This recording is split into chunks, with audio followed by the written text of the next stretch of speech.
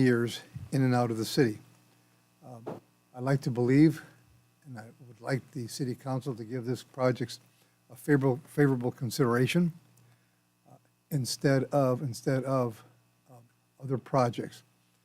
Long-term, this is it. This project, long-term, will be a shining star here in this city. Aside from job creation and a permanent job creation and construction jobs, the short-term and the long-term, the retail side, this city always, with housing, has been tight because in the old days, people moved to Pico Rivera because it was affordable housing. Now you can't buy a 50-year-old house around here for $500,000. Now, the new homes that will be built, I think they're wonderful. They'll attract a lot of young people, professionals, which is what this city needs. So again, Paul Avila, I'm in total agreement with this, and in spite of what some of these old-timers say and the little cliques around here, this is the future. Thank you. Thank you, Mr. Avila. The next individual that actually has filled out a yellow card, Mr. Avila didn't fill out a yellow card, but out of courtesy, we allowed him to speak 3 minutes. Your name, sir? Thank you. You have 3 minutes, sir.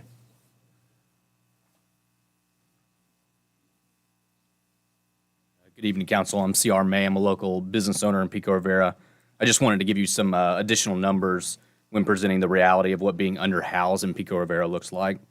Not business currently, we have 111 on staff. Only 32 of those individuals actually live in the city of Pico Rivera. So 79 of those live in surrounding areas, Montebello, Whittier, Downey, some even as far as Los Angeles City proper.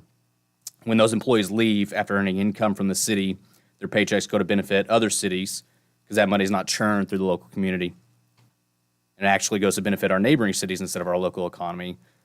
Through a simple Zillow search before I came, there's only 23 rentable units that are available from Zillow's own database. Lack of any rentable property is squeezing out a portion of our workforce, is depriving Pico of the return on investment from people living where they work. The Mercury Project is poised to help the city invest towards a future of Pico that provides an investment to the future of families, providing them an ability to grow, recreate, work, and worship all within Pico simply because they live here. So as C.R. May, as a local business owner, I would ask that you go forward with the Mercury Project. Thank you, Mr. May. And the next individual that filled out a yellow card, please state your name. Good evening. My name is Richard Burns. I'm with the Southwest Mountain State Regional Council of Carpenters. Appreciate all your time. Congratulations, sir. We actually have 250 members that live in this city, and we're always for progress. We like the way the project's going in the direction. Would also like to put some words for the record. The city should require the project to be built with contractors that will hire local, pay prevailing wage, and utilize apprentices from state-certified apprenticeship training program. Workforce requirements reduce construction-related environmental impacts while befitting the local economy and workforce development.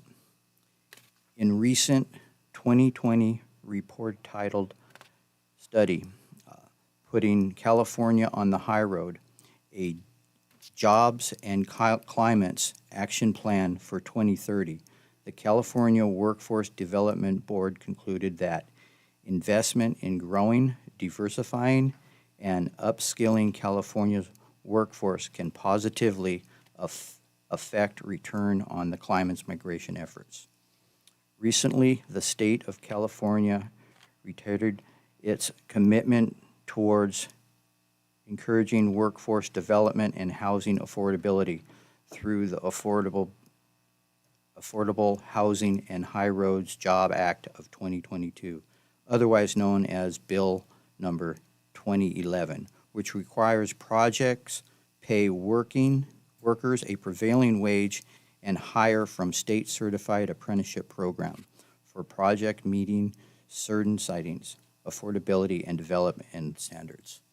I'd like to thank you very much for your time, and have a great evening. Thank you. Thank you, Mr. Burns. And the next individual, for the project that has filled out a yellow card, please come up to the podium and state your name. Thank you, Mr. Mayor. I did fill out a card. Hello, council members. Yes, my name is David Gonzalez. I've been a resident of the city of Pico Rivera for 60 years, since 1962. I remember going to the Mercury Bowling Alley as a kid playing. It was a nice place, but then it was developed into a nightclub where unfortunately there was a lot of illegal activity going on. However, I'm in favor of the project that that the developer wants to build. I feel, in my opinion, that they have done their due diligence and done their homework and crossed all their I's and, dotted their I's and crossed all their T's. I'm a little nervous. I never talk like this in public. I think the name, the Mercury, is a really wonderful name. I believe it's safe to say that, we all know that Ford, that's where they built the Mercury at, and it's safe to say that the Mercury is pretty much an icon in this country. So I think it would be a very good project to build and keep that name alive in the city of Pico Rivera. And I'm in favor of it. Thank you for your time. Oh, and Mr. Mayor, I'd like to ask you, would you consider dedicating this council meeting to the victims of the horrific shooting that happened in Monterey Park? Just like to, thank you. Absolutely. Thank you, Mr. Gonzalez. The next individual up to the podium, please state your name. I am Daniel Andrade, and I'm a resident here in Pico. I live right down the street. When I look at the map, I shop at that Aldi's. I go to that McDonald's. And I'm really excited about what I see because once in a while, me and my wife will walk down there. So seeing something this beautiful in the city is exciting for me. People remember the Mercury Bowling Alley. I have no idea what that was. But I do remember the rodeo. And this right here is a big step up for the city. By day, I'm a real estate agent, so I love selling houses. But the reality is that not everybody's going to buy a house. There's a lot of people right out of school, people that got new jobs. They want to test the waters out, and they want to start putting down roots. Having something like this that's nice, I know that some people are going to say, well, it's expensive. There's people that can afford it. Somebody that just got out of school, somebody that says, hey, do I want to live in Pico or do I maybe want to live in Whittier? Maybe I want to live in Downey, right? This is going to be something where people can say, oh, that's the kind of place that I really want to live in. On the other side, this is actually going to help our rental market. This is going to help bring prices down because I know this is going to be on the expensive side. Kind of like when you say, hey, I'm going to go to Del Rey, right? That's going to be on the expensive side. But everybody else is going to have to bring their prices below this, right? Some of those other places that are, need repairs, a little bit older buildings, they're going to have to start fixing their rental units. They're going to have to start making their places better to compete with something like this. And if they don't make their places better, they're going to have to bring their prices down. So I think that it's not only going to help us bring new people to the city, but it's also going to help a lot of renters in lowering our prices. So thank you for your time. Thank you, Mr. Andrade. And the next individual, please come up to the podium. Good evening, Mr. Mayor, City Council. My name is Marco Zapian, owner of the Salsa Grill Restaurant and past president of the Pico Rivera Chamber of Commerce. My family has resided in the city of Pico Rivera since the 60s. My parents bought their first home here in 1961, and I was brought up here, me and my brothers. We've owned businesses within the city since the 80s here in the city. As a longtime resident and business owner and member of the Chamber of Commerce, we totally support this project, the Mercury project. I believe that it's great for the community and the city of Pico Rivera as a whole. This development will not only beautify a location that has been vacant for several years, but it'll bring jobs and housing that is desperately needed in our community.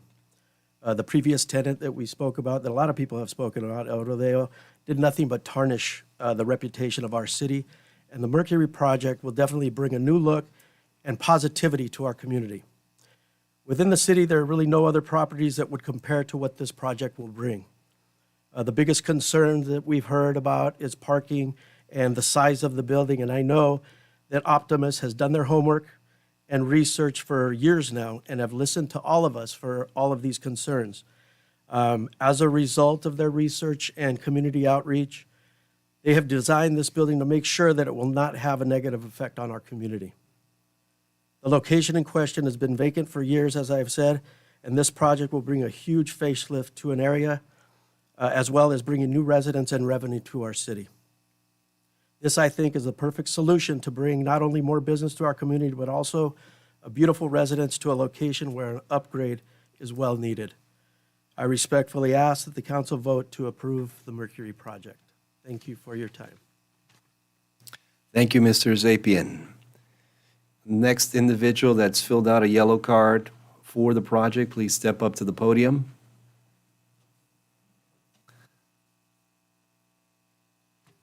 Good evening, council members, mayor-elects, Captain Utalk, hi.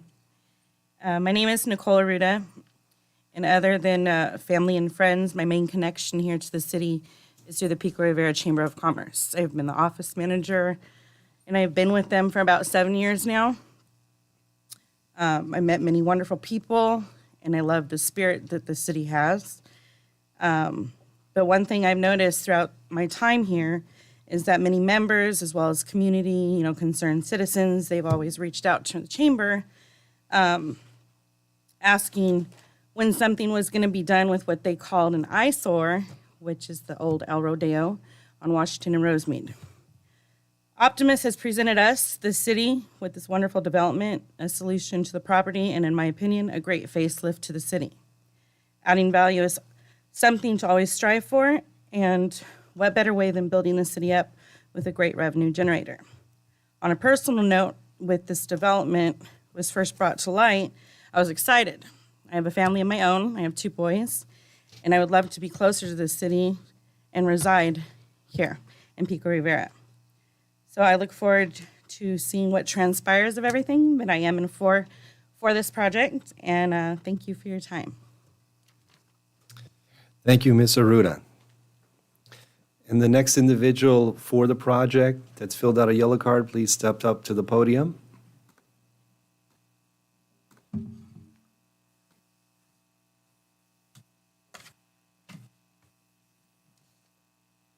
Mr. Mayor, good evening.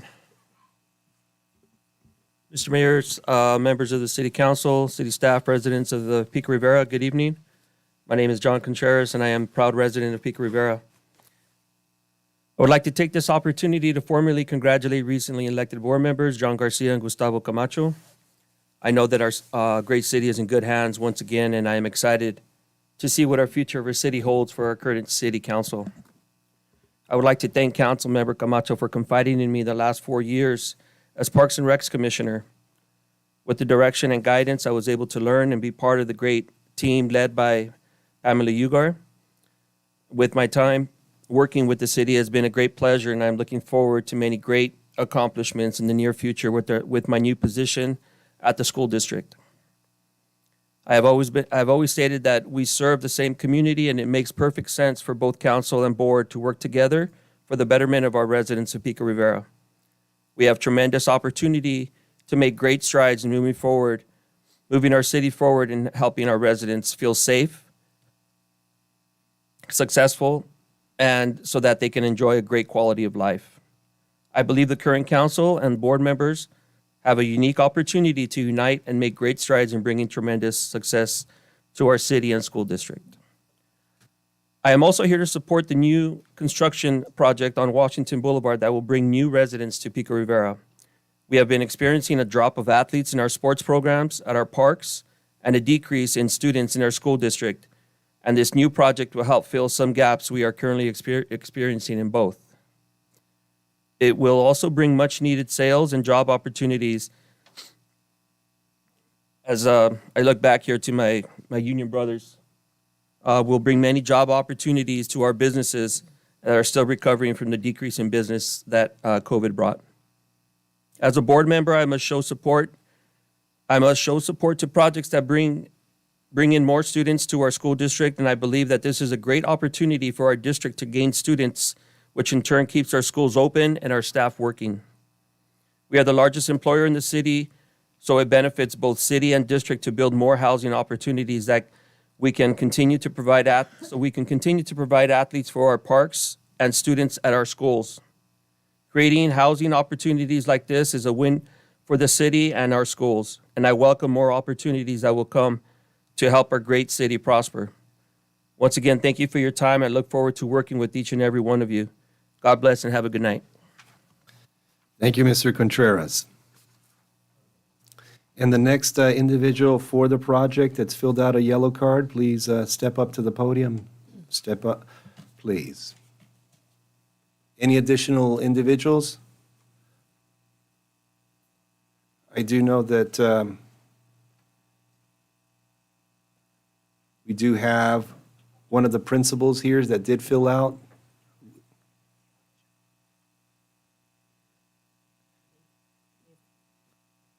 Mr.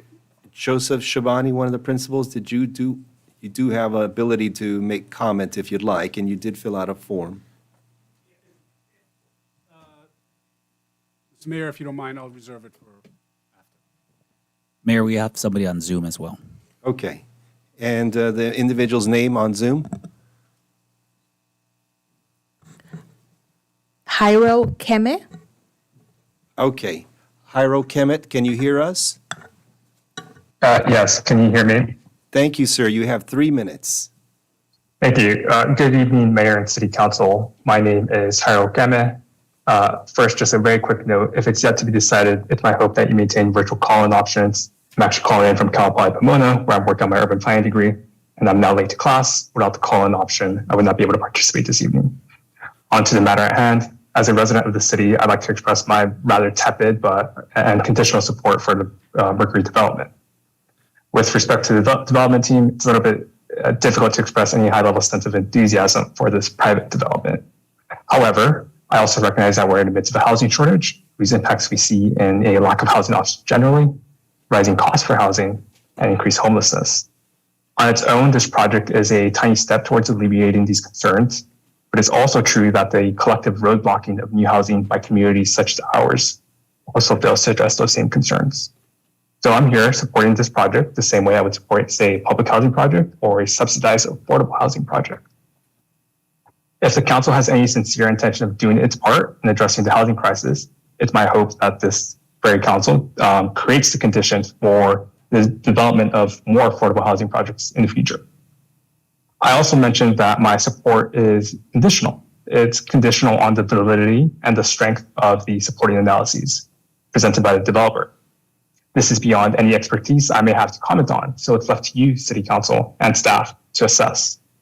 I hope that you lean on these analyses in your decisions and less on, say, concerns of aesthetics or the ever indefinable community character concerns. So those are my comments, shared sincerely, independently, and in good faith.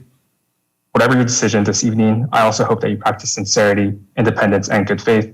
And please, let's work on addressing housing moving forward. Thank you. Thank you, sir. Thank you for your comment. And the next individual for the project that's filled out a yellow card. Any other individuals remaining? Okay, now let's move on to the remainder. Those individuals that are against the project, please raise your hand so that I can see you in the audience. Okay, so let's start off with the individuals that are closest to the podium. Sir, state your name. Yeah, Jose Sanchez, from here from Rosemead. Mayor, council members, I'm not against it, I'm not for it, but I do want to understand what it really means, because to me, the gentleman developer called this a transformative project. And it is transformative in the sense that the cost of the units are pretty high. So it is essentially meant to bring from outside and not from within. I don't think that most of the residents in Pico Rivera can afford the cost of these units. If you look at a 2+1, which is the Fair Employment and Housing standard, I believe, you're gonna have 2 people in the bedroom, 1 in the living room. 70% of those units are 2+1, and if you consider the smaller ones, you only have 2 people that can live in those. At those prices, you're gonna have to either rent to more people than 2+1. So how does the city track that? If you have 255 units, and the majority of those units are the 2+1 units that are rented out, and none of the higher ones, then something goes on, right? Something's going on. Something gets to be suspicious. So how is this reported to the city? Does the city get any stats as to how many units were rented and which ones over time? If you have the 3-bedroom units that are, $3,200, I think it is, per month, not being rented, then how do you call this multifamily? So it gets to be kind of iffy. I like the project, it's fine. I'm not against it. But I kind of feel that based on the way that this whole thing is structured, 2+1, 70% of the units being that, it's gonna be pretty hard to rent those units out in any kind of particular time without having more people populate those units beyond what the rental agreement might indicate. So how's that being controlled, and how will that lead to parking problems as a result of that? So that's my concern, and I'm kind of hoping that somehow the city is going to be able to track how these units are rented out and what the rental is on a time basis for each individual plan. Thank you. Thank you, Mr. Sanchez. The next individual not for the project, please come up to the podium and state your name. Good evening. I'm Russ Falkenberry. First of all, I want to say thank you to the City Council for listening to us. I'm not a very good speaker myself, but the number one thing I want to bring up with this project, I've been a resident in Pico Rivera for almost 25 years on Crossway Drive. And the number one thing I want to bring up is the safety that I see.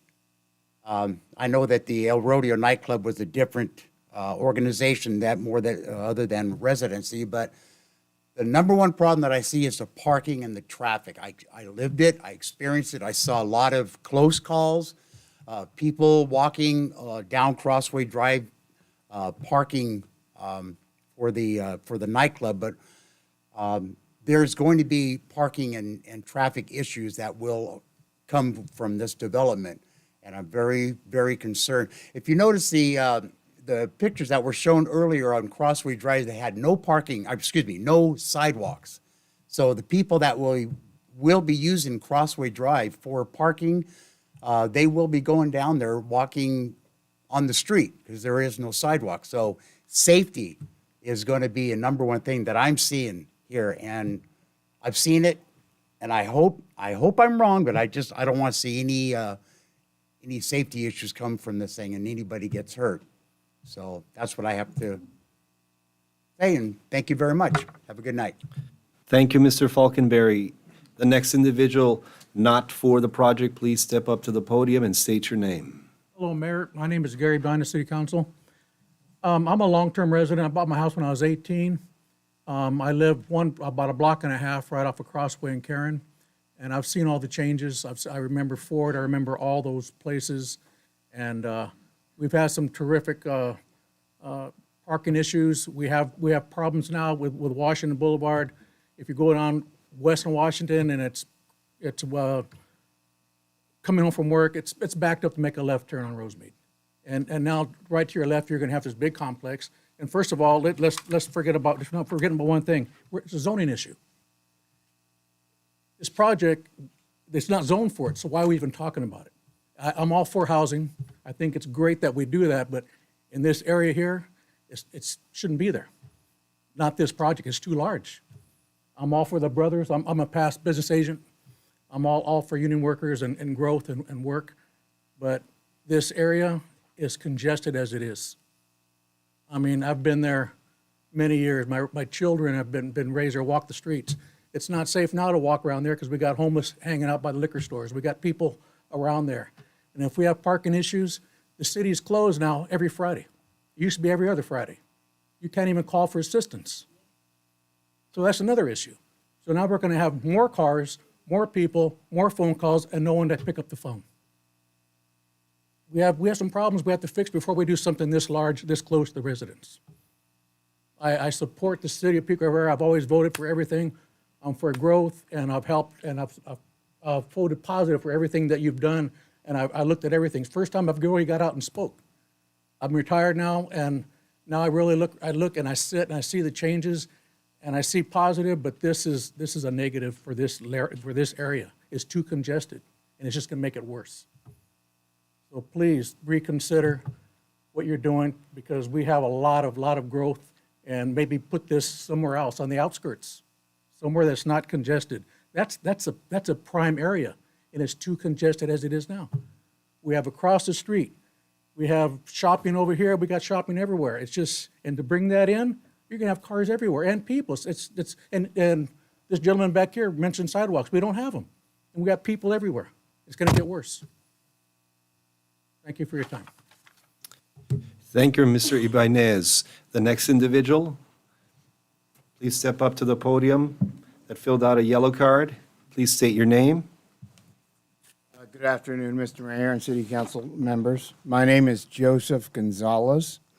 I'm an attorney, and I was hired by the Lozo Jewelry firm on behalf of Safer to provide some comments with respect to the mitigated negative declaration. I noticed that one of the projects that was put up in the initial presentation was the Alhambra project, the Villages, I think it was called. And in that particular project, they did do an environmental impact report. And why that's significant is because the standard in California when you issue a mitigated negative declaration is if you have conflicting environmental reports by qualified experts, then an environmental impact report needs to be done. There are just the three things that I would like to mention with respect to the present proposed project. One is greenhouse gas emissions have not been adequately assessed as part of the mitigated negative declaration. There are expert reports on that we have provided that we do not believe have been addressed. Diesel fuel emissions, there's tier 0 through tier 4 potential offsets to offset some of those emissions. That is not addressed in the mitigated negative declaration. Formaldehyde, a big issue when some of the woods that are being used, and it can cause indoor air pollution problems. Formaldehyde is a known cancer-causing agent. It's a carcinogen. So what we believe and what SWAPE believes is that the mitigated negative declaration in this case has not addressed the issues that have been put forth in the SWAPE analysis and the experts that were hired that are really great experts. And as such, there's a substantial factor has been met by SWAPE, and we believe that an environmental impact report is necessary and the project should go forward, but with the proper environmental concerns addressed. Thank you. Thank you, Mr. Gonzalez. The next individual not for the project, please step up to the podium.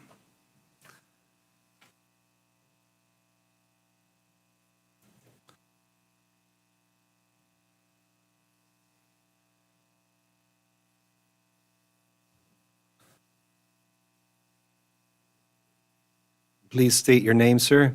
My name is Milton Meyer. Also, council members and mayor, I am also speaking for my mom, Edwina Meyer, which also filled out a yellow form.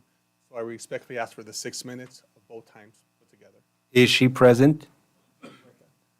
Ms. Meir, do you grant your time to Mr. Meyer? Proceed. Thank you. The citizens do not want this project. Now, we submit over 350 names that we're not in favor of the project. Now, the citizens right now feel that the council does not hear them or care. And that's a problem because we are the ones who voted for you guys to hear us, to be our representatives. But right now they feel that you don't hear. Now, a comment was made. To me, that was very disrespectful. You have to crack a few eggs. Well, that's understandable if you're not living behind the project. I can say that all day long. I live behind the project. My mom lives behind the project. So if that property is there and there's an issue if I crack some eggs, because I'm the one who lives there. He does not. So as much as he wants to make money and have a better life, I agree. We haven't said that we don't want anything built. We're saying, one, the zoning shouldn't be changed because you have too much traffic. Number two, let's relook at the project that needs to be made. These gentlemen need work, and we're for that. Give local residents the work. But you're saying that, number one, there's no traffic issues. I want to believe the council has common sense. So if you're telling me you're adding over 400 cars to one area, you're not going to have a traffic issue, to one, that's a lie. I mean, common sense dictates that there will be. Number two, there's not going to be any parking issues. Well, if you're charging, if I remember, $100, $200 for parking, well, you have your parking spot. What about your friends who don't want to park there? They're going to park in the street. What about people who live 2, 3, and they don't have enough parkings? They're going to park in the street. Who cares about those residents? Oh, yes, we'll give the 1, the 2, the 3 things. Again, if we don't know they live there, but we see the cars, who's going to address those things? My next concern is this. So if the quality of life changes with the parking, because they said there's not going to be an issue, or the privacy, because we're talking about they want to go 6 floors or something and people looking down, and the traffic, who's going to be liable? When the citizens of Pico Rivera come back and they say, hey, there's been a change in the quality of life because of this project, and they want to do a class action lawsuit, who is responsible at that time? Is it going to be the owner, the council, who voted for this, who did not verify this information? That does not make sense. We're all for the building. Pico Rivera needs more. We want to build. We're asking for common sense. We're asking, don't change your zoning. Let's revisit what needs to be built. Talk to your citizens. Don't come into what they say, oh, we talked to a few people. They're giving their version of it. The council, talk to your citizens who live behind the project. Sit with them, talk to them, ask them, do you want this behind here? Let's go as a council and let's go to the streets. Let's sit there. I will buy you all lunch. We'll eat at McDonald's, okay? We'll buy lunch and let's look at the traffic and then tell me, honestly, that traffic will not be affected if you add 500 more cars. And that is what we're asking. Common sense. You know, if I'm wrong, I am the first person to say I accept it, and I've never said I'm perfect, but I believe that we're talking about common sense. It does not make any sense. But the thing is, at the end, when there is a class action lawsuit, and there will be, who's liable? And I would like at the end for someone in the council to answer that. Who will be liable for the bad reporting and the bad information that was given to the council? Because it'll be a change in the quality of life. And that is where you're going to have your issues at. Thank you. Thank you, Mr. Meyer. The next individual not for the project that filled out a yellow card, please step up to the podium.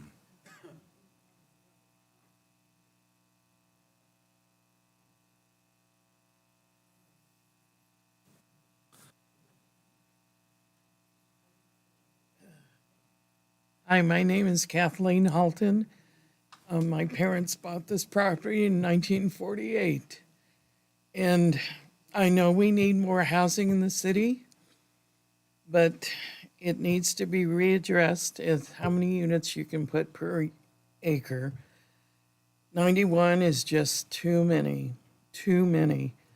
And if they can keep the building at 3 stories, the whole project, that'd be great. But when you look at the picture of the property and they show the back end of the property, there are some areas that are over 3 stories high in that picture, I would assume. But still, like they're saying, there's just going to be too many cars. I mean, most people have 2 cars for 2 people in a family. It's not 1.4, it's not 1.6 like they said last time.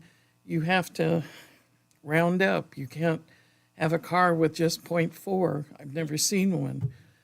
But I don't know where you live that are on this committee or council, but would you want a building behind your house, 6 stories high in some areas, only 10 feet off your back line? I wouldn't think so. And I think you guys need to look at other properties in the city of Pico Rivera to put this, or put any type of building like this. Central Trucking just went out. I don't know who owns that land. You have a railroad there. You have no residents around it. You have the gas company next to it. You need to look at properties where it doesn't hit up to a residential property. Thank you. Thank you, Ms. Halton. The next individual, please come up to the podium and state your name that has filled out a yellow card.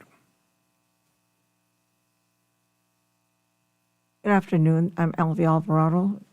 To all of you, good afternoon. I'm the one that lives right next to this building that's going up, and my neighbor will be the big trees that are there. Now, we just had that flood with all the trees falling and everything, and that's a very big concern of mine. Such a big building going up, residents living there, that's a lot. I also would like to see, improvement in the city, but that's way overboard. That's way too big. And there'll be no light coming in because that whole building will block all the light coming from the east toward my house.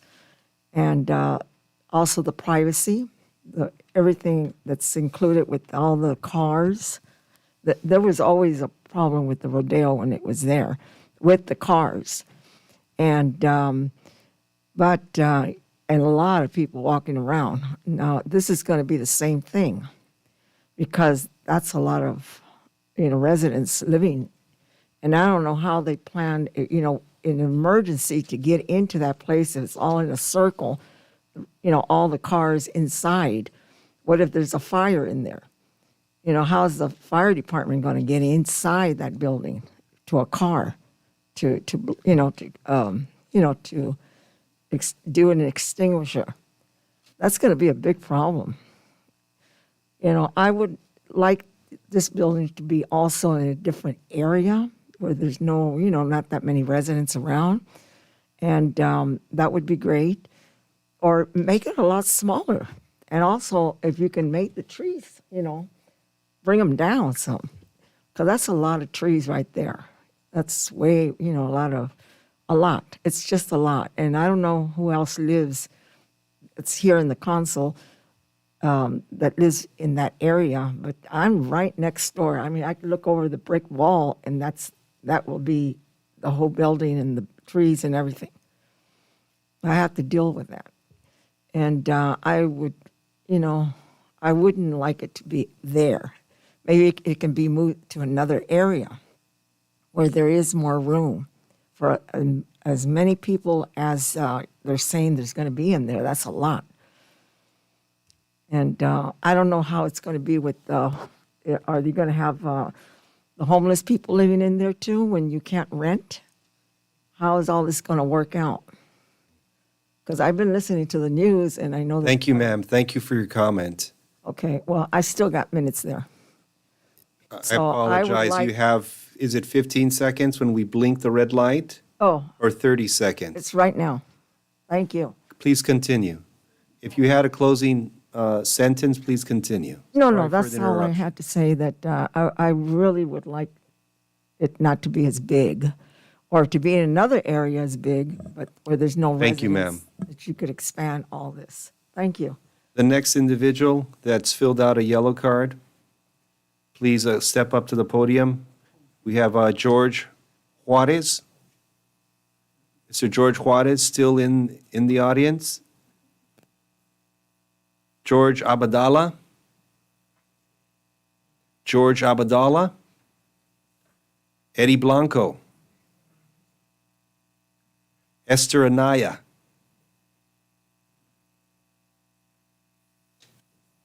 All right. So I'm going to state these names one more time before we move on to the next portion of this public hearing number 1. George Juarez, Nena Mungi, George Abadallah, Eddie Blanco, Esther Anaya.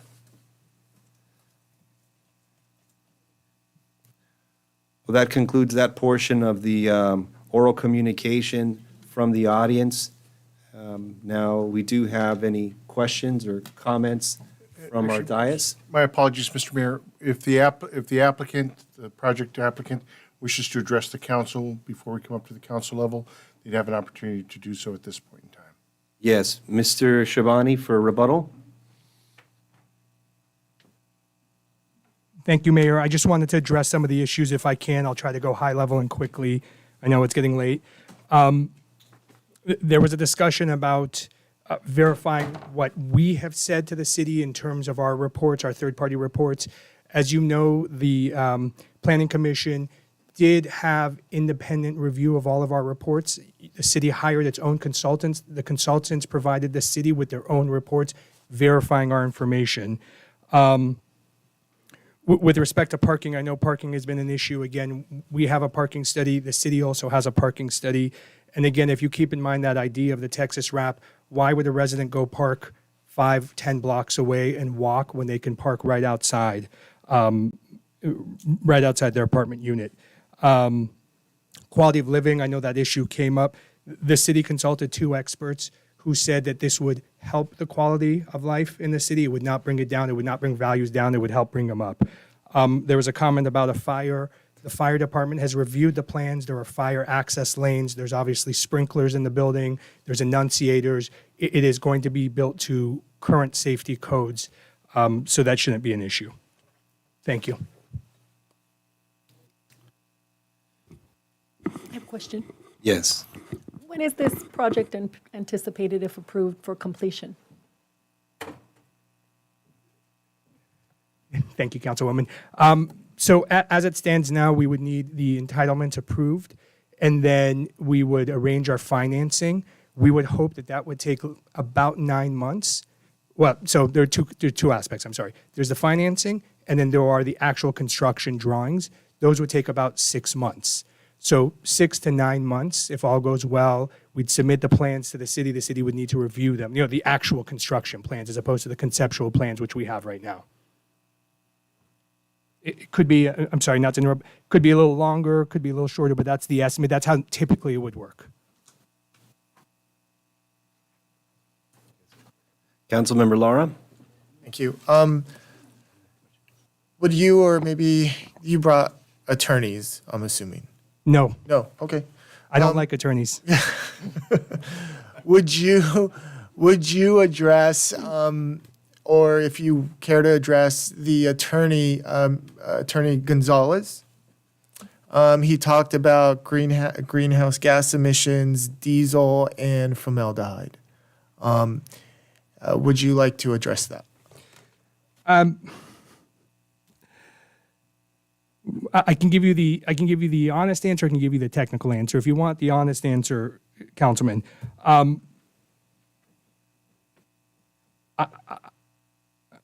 with all due respect to that speaker, there is an agenda there, and it is not an environmental concern, frankly.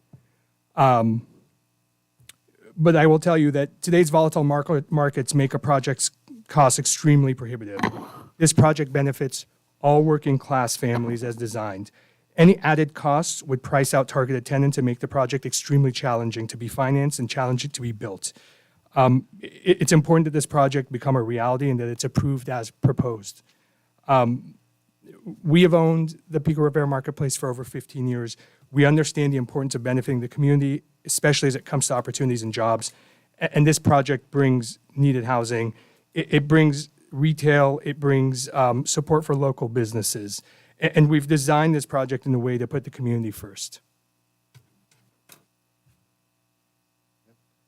Councilmember Camacho? Yes, hello. just a question in regards to you as a owner developer. Do you develop and sell your properties?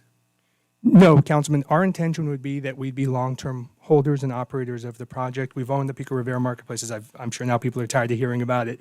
For over 15 years, our intention, our hope, our goal is that we would build it and own and operate it long-term. We believe in it just like we believed in the marketplace and we believed in the city.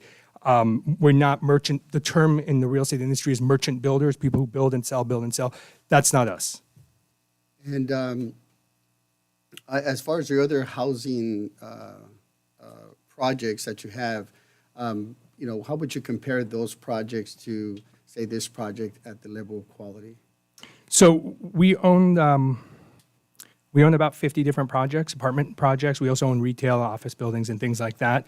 This would be the newest. It would be the largest. It would be probably the most amenitized project, but it's also in line with the surrounding cities around the city of Pico Rivera. We really spent, so one thing I'll tell you is when we set out with this endeavor 4 years ago, I walked every large apartment building in your city. I secret shopped, I went and set appointments, and I walked every large apartment building to understand what the city had, what the city's housing stock was, and what's missing. We've also done a number of economic reports that have been provided to the city. And then based on our own experience, we have a really good understanding of what we believe the city needs, and we believe that the project will be successful. As to our other projects, this will be a larger project. It'll be a more amenitized project. It'll be, I would say it would be a crown jewel. And as regards to the density, the reality is there is a issue with density throughout the city, and something we're mitigating with other issues, with other policies. But the concern was raised about being able to manage and control the amount of tenants that live in the area. Can you explain exactly how you would deal with that rental agreement and making sure that whomever is on the lease is only living there and not a multi-family situation that we have throughout in other parts of the city? Yes. So a project of this size would have a considerable staffing plan, meaning the number of employees that work exclusively for the building. They're not at 10 different projects. A typical project of this size would have 2 on-site managers that live at the property, and you would have at least 2 maintenance people who may or may not live there, but are there full-time. So when you have a community like this, and this will be a community, right? It's an enclosed community, but it's in a community. Those property managers, those on-site managers get to know the residents. They get to understand what's going on. You also, as a landlord, have the right to inspect the unit. You have the right to post a notice to enter and inspect the unit, and understand what's going on at that property. So it does us no good to have a project that there are 5 or 6 or 7 people in the unit. It doesn't. Because I understand that there's this argument that, well, you're going to need 7 people in the unit to make the rent. If that's where you're getting to, your project is a failure, right? Because you're trying to provide a Class A building. And if you do that, you're not providing a Class A building. If you're renting it out to homeless people, I know there's a comment about homeless and there's a concern about homeless and unhoused people. If you're renting it to that, you're going to hurt your project as a whole. So the way you do it is the way you approach any community, right? It's community engagement. It's those managers who live at the property. It's their house as well. It's their home. They may have their children living there as well. They care about who's there. They care about who's coming and who's going. We're also going to have secure access to the parking area. We're going to have cameras. We're going to have smart technology so we understand what's happening, who's coming and going from the project.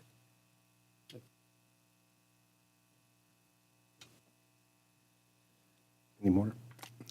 Okay. I do have a couple questions for you, and one of them being, there was an opinion given by a commercial real estate firm stating that it would be a value add to the surrounding neighborhood. Is that specific to commercial property, a value add, or is that specific to the residential neighborhood behind the property in question, or a value add to both? So I believe that the Planning Commission had contacted those 2 real estate companies independent of us. My understanding of it was that it's a benefit as a whole to the city. So I think the question as posed to them was, how would this impact quality of life for the city? I don't think it was specific per se as to whether it was a benefit of the multifamily or the commercial. I think it was just a quality of life issue, I believe. Again, I believe Planning Commission may be better positioned to answer that question, Mayor. So that would be a value add for both commercial and residential, all around. Okay. As in property value increase? Property, it would not decrease the property value. Their expert opinion is that it would increase the property values, as well as additional residents would provide additional people to go to stores and provide retail. So overall, they believe it's an increase due to the quality of the building. Can I address one point I heard? Yes. A comment about that property taxes would go up. So just as a point of clarification, in the state of California, there's what's called Prop 13. It was passed in 1978. Property taxes can only go up in the state of California based on two instances: a sale of a property or major renovation of that property. So a development of another project has no impact whatsoever on the property taxes of an adjoining neighboring property whatsoever. That's just California law, Prop 13, 1978. And I did also see the specific plan analysis, which was a varied sample of projects in neighboring cities. If we can pull that up, I did have a couple questions about that. On the slides, again, that was labeled specific plan analysis. I believe it's maybe 10 slides in. It showed the projects in neighboring cities with their respective project names. Should be the next slide. Now, with those 5 projects in Alhambra, Bellflower, Commerce, and Southgate, which ones are for rental and which ones are specifically for home ownership? These are all rental projects. Were any of the projects considered for ownership on that list? Or was it like for like? Because this is going to be an apartment complex, we're going to show only apartment complex, like for like. So all of them are individually apartment complexes, except for the Modelo project. That's in Commerce. That's a 17-acre project, which includes some for sale projects, but that's not included in the 740. They're including about 110 townhomes. It's a completely small community that they're proposing to build. They have recreation, they have sports fields. They're replacing their Veterans Park. The site used to be a landfill as well. So I just took out the rental units, so they're proposing 740. I can't tell you the exact size because it's a 17-acre site, and that's why we couldn't produce the density. But just the apartment complex, the maximum height for that apartment complex is 3 to 7 stories. And my final question, I did see on one of the bullet points, there's a $250,000 public benefit from the developer. Can you explain a little bit about that? Yes, Mayor. So it's an indication of our dedication to the city and our belief in the city. We understand that the city wants to develop a community pool.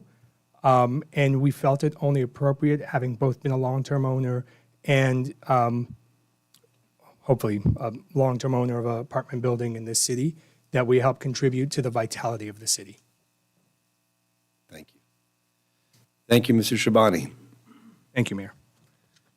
And from my colleagues here on the council, do we have any additional comments? Mr. Mayor, before we jump into that, if we can close the public hearing so that we make sure we have that part of this proceeding concluded, And then, Mr. Mayor, we can then bring it up to the council level for discussion and deliberation and motion and vote. Very good. So on this public hearing, item number 1, we'll close the public hearing and move forward to discussion. We can start with Council Member Dr. Monica Sanchez. Thank you. I did read the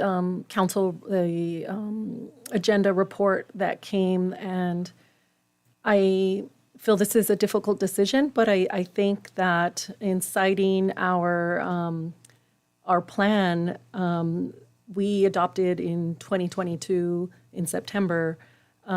We are on the line over the next 8 years to build 1,024 housing units in the city. And although we are a built-out city and we do have traffic issues, as many cities do, I feel that the developer has made a good faith effort to listen to community members through online as well as in-person means. And it appears this to be a quality project. I feel that although the comments made by the residents, I recognize the impact that will be made. This is definitely going to change the landscape and the skyline of the city. However, I feel that the state requirements and our housing needs, our genuine housing needs in the city, have not tied my hands, but have caused me to lean more toward approval of this project.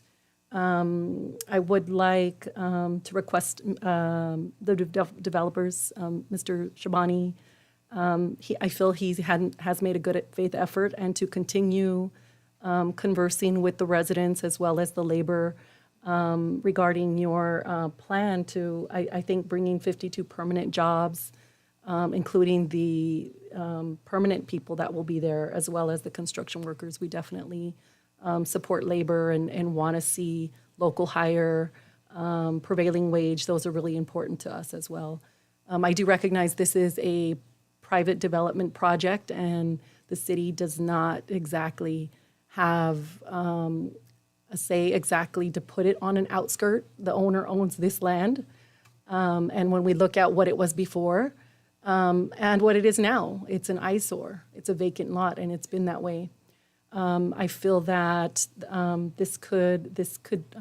I have hope that this will be a successful project for the city and bring much needed housing, as well as families and children to come and attend our schools. So I vote in favor of approving the project. Councilmember Laura?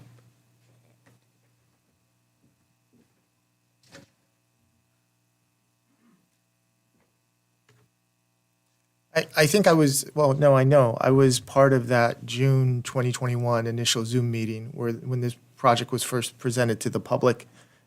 And I've attended multiple meetings thereafter where this project was once again presented to the public. One point I just went with a mask on, and I didn't introduce myself to anyone as a council member, just because I wanted to stand back and listen to a lot of the concerns that the community had. I attended the planning commission meeting, and I think there were more people at that meeting who opposed the project than tonight. And there was no one actually in favor of the project. So it's nice to see a mix. It's nice to see a spectrum, a cross-section of our community. Longtime residents in favor of it, longtime residents opposing it. Those residents that live right next to the proposed project, and how that's going to impact them, along with labor, along with our business community. It pains me to know that this project will impact people. And for that, I talk about the residents who live adjacent to it. There's just no way about it. If I live next to them, I would not want this project. Right? If my house was right next to it. On the other hand, I I spent about a few days with my colleagues. We went up to Sacramento for a Contract Cities conference, and we had a chance to listen to assembly members, state senators on some of the issues that face us. And it's no surprise, it's housing. And it's our commitment. Every community has assigned arena numbers or housing numbers that we have to meet.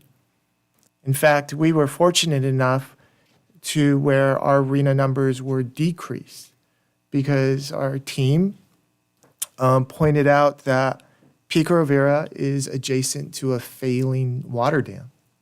How could you ask us to pack more people right next to a water dam that could potentially fail? So they relooked at our numbers and they decreased them. But nonetheless, we have to reach over 1,000 units.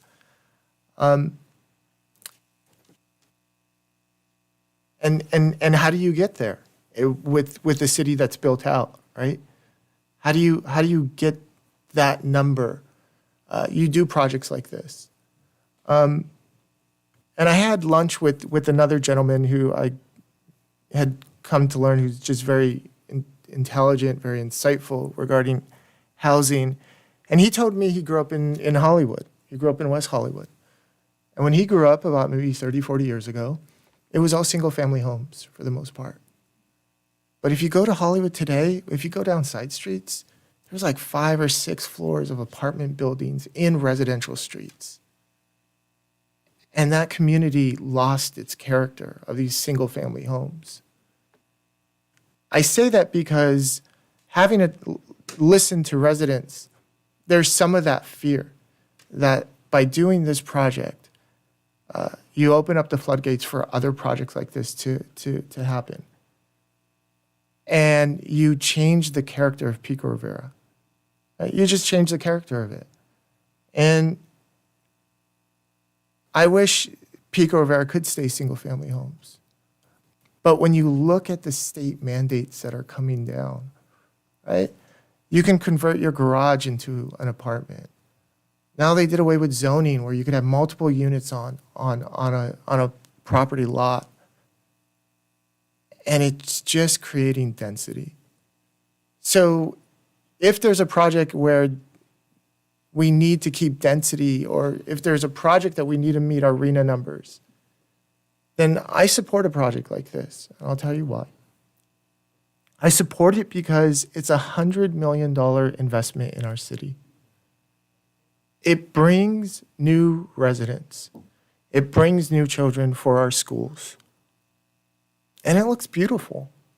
I think everyone who spoke tonight said this is a beautiful project. Just build it somewhere else.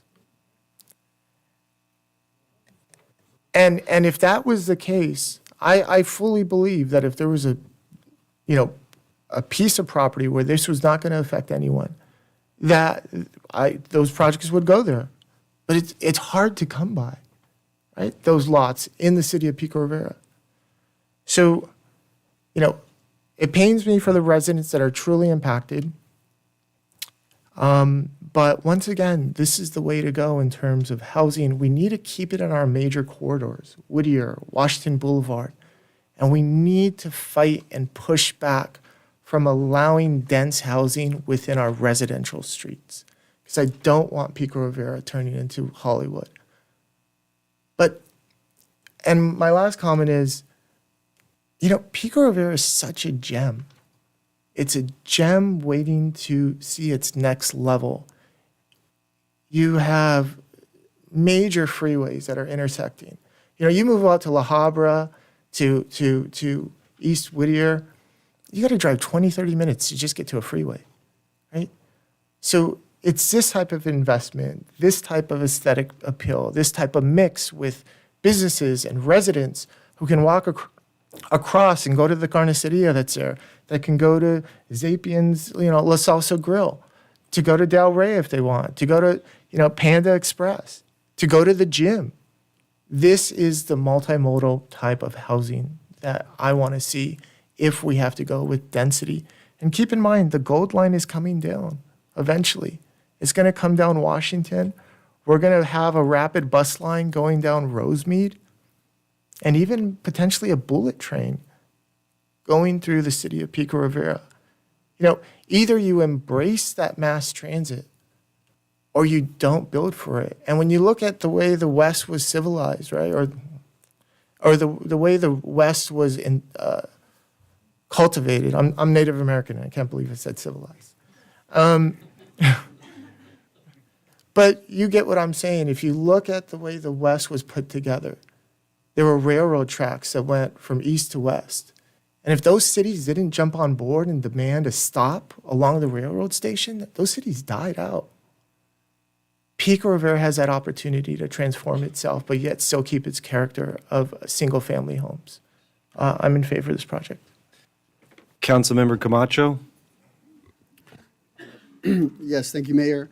First of all, I just want to thank our Planning Commission, our staff, and everyone that has been involved with this project. This project has been forthcoming for couple of years now, and there's a lot of work that has been done in this project.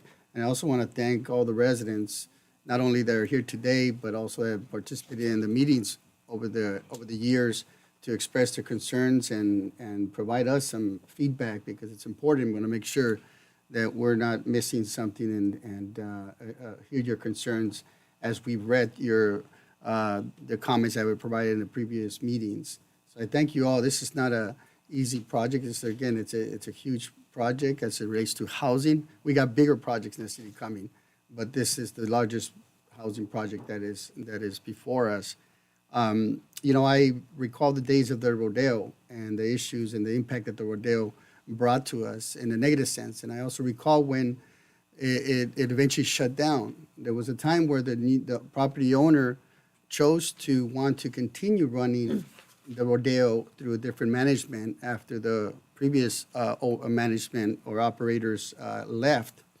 And we did everything we could here within our legal authority to stop that, because they had their legal rights, we had our legal rights, and we worked with other agencies to make sure that they didn't get the necessary licenses to continue operating a club of that nature and sell the alcohol they did and have those issues. So there was a big fight that we had, and we were happy to prevail because we recognized that this was a major concern in the community and the surrounding area amongst the city as a whole. Fast forward, we have nothing there to show. And personally, I mean, as a senior member of this council, I've been around various projects here that have come before me. And I would say that my perspective on a project of this nature, 5+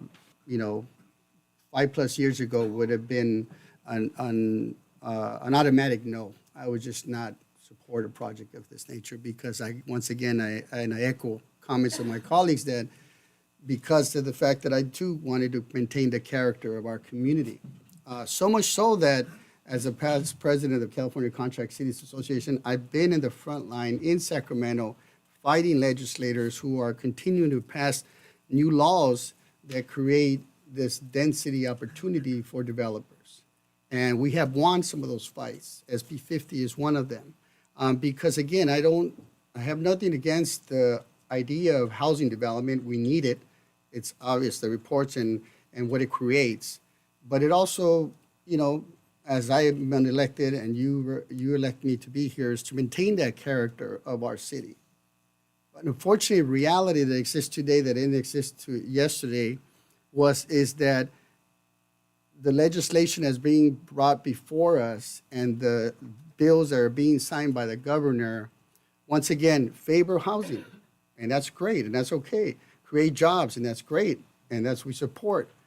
But I have a responsibility to make sure in the character of our community and making sure that the quality of life of our citizenship is maintained, and we'll fight that.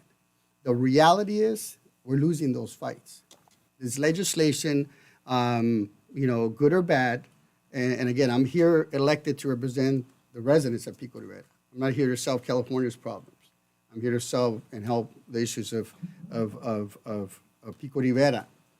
And a lot of these laws that are being introduced, these bills that are being introduced, are legislators from San Francisco because they want us to look now like San Francisco, as was described by my colleague. West Hollywood is a good example of that. So we no longer They don't, basically, they're saying, hey, you don't need more you don't need parking requirements. Well, how are people going to park? That's your problem. Well, we can't deal with more density because there's more service requests. There's more a drain on our service, the uses of our parks. How are we going to address that? Well, that's your problem. And so these are the types of conversations we're having with the legislators, which has changed completely how we can control the growth of our community. And that's where I look at it, look at this project as such, not only from the potential value that it brings, and as mentioned, potential transformation of that boulevard, but the reality is that we are losing those fights, and there's, right now we have about 200 and some applications, if not already projects in the pipeline that have to do with ADUs with no parking requirements that are happening right next to you. But we can't stop that because that's California law. We govern by California law. We don't govern and make up our laws here. We govern and we are structured by California law. So it's not us saying, hey, you know what, we dismiss your concerns because everything that was said, it's common sense. I agree. Density, congestion, traffic. But the way I see this potential project is quality with some level of mitigation, which I think that our staff has done a good job in trying to mitigate that impact. Or tomorrow you have a box with double the amount of units and less parking requirements. That's the reality. You can check that up and down the laws of Sacramento, and I'll tell you that's the reality. This is the reality we face today. So I think that, it's something that we all have to recognize what's happening to our community, but also how do we look at this as an opportunity? If you live next to a commercial corridor, if you live next to a church, if you live next to a school, there's always traffic issues. I happen to live next to a major corridor, and I get the dumping, and I get the shaking, and I get the traffic and all those fumes that come into my backyard. My daughters are out there playing just because I live there. And so, but we must recognize that those challenges, how do we turn them into opportunities with the unfortunate reality that it will have a negative impact on some of our residents? And what is the greater good of our community to make sure that we stay competitive? We make sure we have a diverse housing stock, quality, affordable. We also, as was stated, we have a low enrollment in our school district, and it's going down. We need, to increase that because that impacts the quality of life and the value of property as well. So these are the challenges and the things we've done. I think that in relation to the reports and analysis were well done, well presented, and and we must meet those RETA numbers, whether we like it or not, and this is an opportunity.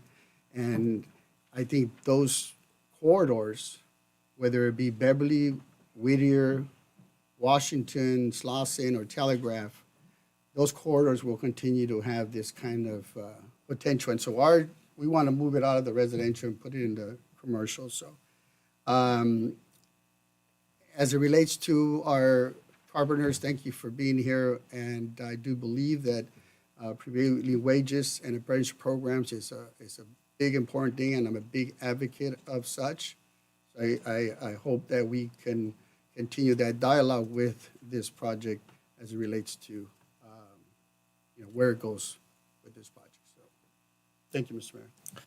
Thank you, council members. I appreciate the commentary, and I want to thank those that came that are for the project in the audience and those that came that are against the project. Now I'm going to go ahead and give my comments, and then we're going to move to call for a motion. I'd like to keep things simple in my head. It is a complicated matter. It has to do with the city's future and the aesthetic of the community. I know we all want a better community, better restaurants, better stores. We want to maintain the character of our community. We want our property values to go up. And we also have to be cognizant of our positions as elected officials. So I, as an elected official, I see the concern of the neighbors that drew up a petition of 350 signatures and provided it to the Planning Commission. And the Planning Commission looked at it and they voted as they did. Now it's on our hands to decide whether this project moves forward as a council. My 20-plus years as a real estate broker tell me that if you put a 6-story apartment complex next to a housing tract, and you compare that value now that has been altered to the value of a housing tract that doesn't have a 6-story apartment complex, buyers will want to buy houses that don't have a 6-story apartment complex next to it. Very logical. I understand that point of view, the residents that live behind that potential 6-story apartment complex. I understand and I sympathize with them, especially the ones who have just moved into the neighborhood, have a $5,000 mortgage payment, and they have to realize that the property value may have been affected should this project be approved. I also understand and know my responsibility as a watchdog that the voters have instilled in me to protect their interests. I'm here to represent their needs. I also know that there's other projects coming around the corner in this city that will meet those RENA numbers over the next couple years. So I don't see this as a make it or break it deal. I'm also a protector, I would say, of the community, that I like to ensure that we maintain local control, even though we have standards and new laws coming in from Sacramento and the federal government trying to take away our local control. Ladies and gentlemen, your local control is here on this dais. And with that being said, I'm opposed to the project because it affects the value of the property owners adjacent to the property in question. So with my comments there, I'd like to call for a motion. So move. Second.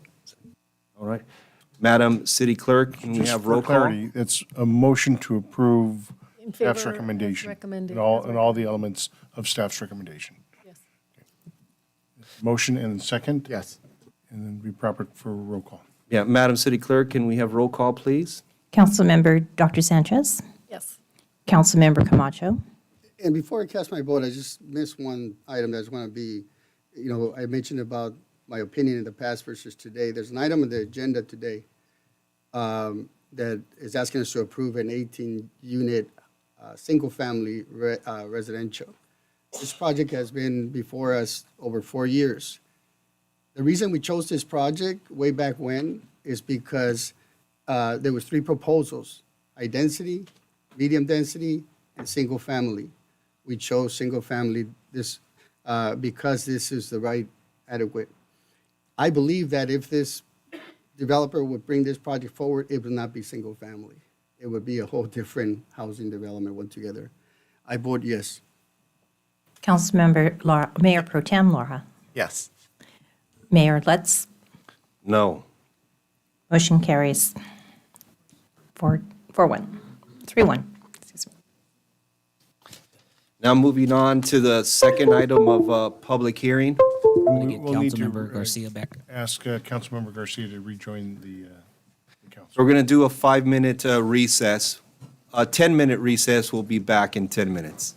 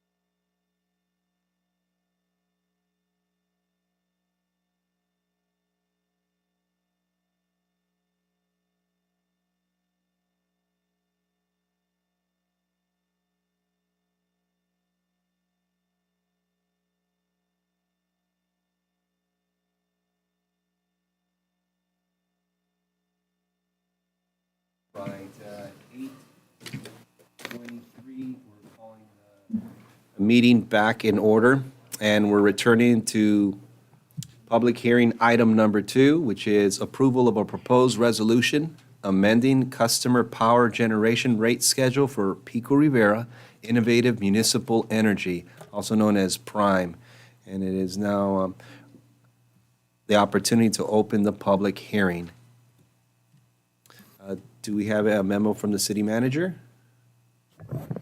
We have a staff report ready to go. Kathy DeFalco from CalChoice will be presenting. Thank you. Kathy, the stage is all yours. Thank you. Good evening, Mayor, council members. I am Kathy DeFalco with California Choice Energy Authority, also known as CalChoice. CalChoice provides operational and administrative support for Prime, and that includes energy procurement, portfolio management, regulatory compliance filings, among other things, and tonight, and also rate setting, which we'll be talking about tonight. So the rate setting process it's not that complicated. However, we do try to achieve certain things during the rate setting process. Primarily, we're looking at forward sales projections, forward-looking energy supply cost, and projected customer usage.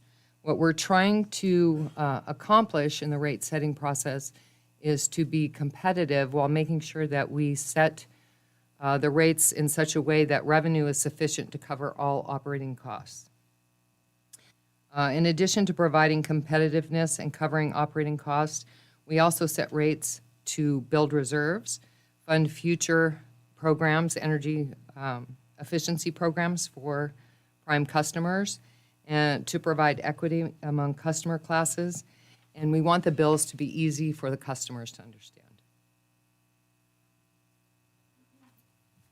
So rates are going up, and I know nobody likes to hear this. Both SCE and Prime are increasing their rates significantly over the last year. The reason for this, there are a lot of variables that impact the cost that goes into rates, the energy primarily. So what we're looking at over the past year are extreme weather conditions, including drought, which affects the availability of hydroelectricity, which is basically imported from the Pacific Northwest into California.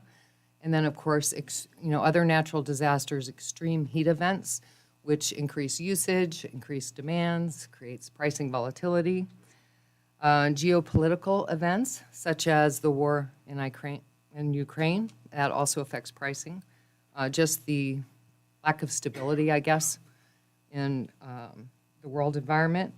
There's also a lower than normal natural gas energy supply at the moment, and that again is primarily related to weather events.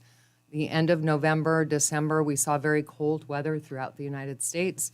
That depletes the energy, natural gas reserves, and natural gas pricing directly ties into energy pricing. We are also seeing generation supply issues. As the state of California moves toward more renewable energy, they are taking offline some of the fossil fuel type generators, as well as nuclear. They're decommissioning Diablo Canyon, for example, although that looks like they'll be bringing that one back online. So these are basically all of the factors that affect the energy market in which Prime as well as SCE are out there procuring energy.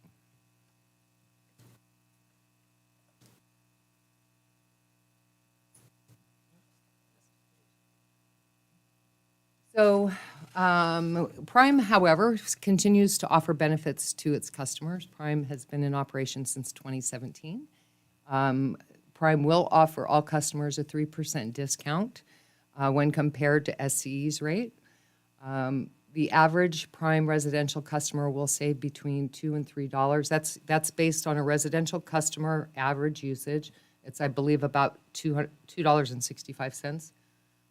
Obviously, depending on usage, that number will vary. Prime Power, which is the base product, is 50% renewable energy, which is greener than SCE's base offering. In addition, Prime has implemented, and we'll be also implementing future programs over the next year that will help customers reduce their energy usage. So one of the things that we've been working with the city staff on is introducing some of these programs out to residential customers, and then the next phase will be small business customers. So the joint rate comparison, the rate setting process from SCE is, we call it an ERA proceeding, which is basically a revenue recovery type application that's filed with the California Public Utilities Commission. That application is filed in May for the following year's generation rates. So for 2023 rates, Edison filed their application in May of 2022. They do periodic updates to that. So we see several iterations of rates prior to the final rates. The rates that you see here in the slide deck are the final rates that just most recently came out. The one that is in the staff report was the iteration just prior to this final one. So there's a little bit of variation there. One of the things that I would like to also point out that part of what Edison uses in their rate-making process, they look at their balancing accounts basically, and that's so they set their rates looking forward based on forecasting those variables that we talked about earlier in the presentation. In the months of January through November of 2022, SCE undercollected by $980 million, which means they did not set their rates high enough to collect enough revenue to cover their cost of energy. That rolls into their 2023 rates. So I mentioned also earlier that natural gas prices went a little bit wonky in December based on the cold weather events that we saw across the country. In the month of December, Edison undercollected an additional almost $800 million. So we anticipate that Edison rates will be going up again, probably in the March or April timeframe to account for that undercollection. So while Prime's rates generally are set once a year, that's not a hard and fast rule, but it's one of the things that we offer to Prime's customers is rate stability by only setting those rates once a year. Edison changes the rate several times per year. And again, that undercollection, while it hit SCE pretty hard, Prime was pretty well hedged. We had energy procurement in place, and it did not impact Prime financially like it did SCE. So we anticipate their rates will go up. So that discount will likely become greater. Right now, Prime's generation rate is set at a 3% discount when compared to Edison's generation rate. We probably will see it go, back of the envelope guess 4.5% to 5% in March or April when that application is filed based on the undercollection in December. So that's kind of a quick overview on the rate setting process, both at SCE and with Prime. And the next steps, upon approval, we will work, CalChoice and city staff will work with Calpine, who is Prime's data management company. We will get them the rate sheets, the rate tariffs, and get those implemented. And they will be effective February 1st on each customer's first bill on their meter read date after February 1st. And if you have any questions, I know I went through that fairly quickly, so if you have any questions, please feel free. Okay. One question. Sure. So on average, Prime customers have a savings compared to SCE customers? Correct, yes. In addition, we have greener energy. We're at 50%. Edison is below that. So we get 2-for-1 bonus. That's right. That's right. Cleaner energy and a savings. Yes, sir. Got it. Okay. Thank you very much for that presentation. Very Appreciate welcome. Thank you.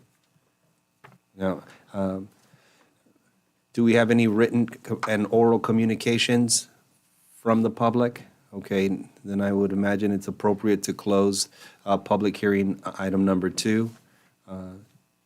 And do we have any discussion? So move as recommended. Okay, do we have a second? Second.